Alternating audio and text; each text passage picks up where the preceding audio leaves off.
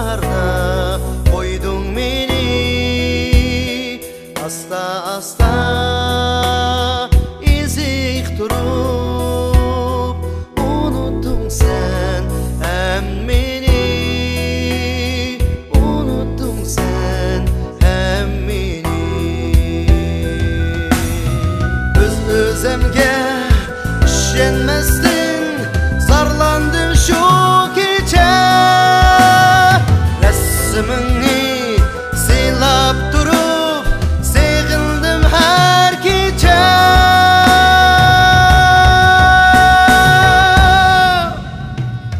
Asmanladın izleysini, yıldızladın soray seni. Denizladın izleysini, yok oldun sen bu dünyadan. Asmanladın izleysini, yıldızladın soray seni. Denizladın izleysini, yok oldun sen kaya.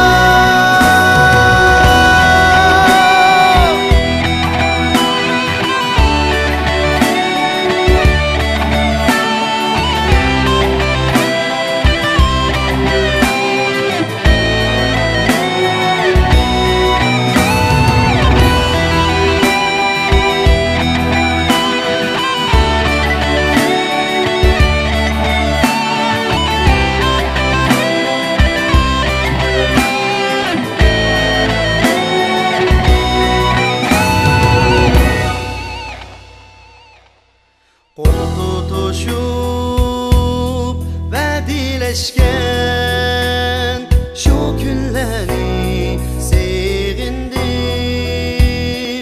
Hemsiz gülüp oynap durgan gözlerini sevindim. Sözlerini sevindim. Özemge işenmezdim, zarlandım şu gece. Resmini silap durup sevindim her gece.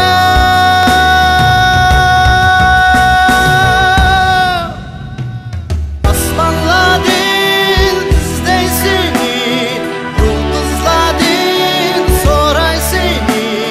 Denizladın izleysini, yok oldun sen bu dünyadan. Asmanladın izleysini, yıldızladın soray seni. Denizladın izleysini, yok oldun sen kaya.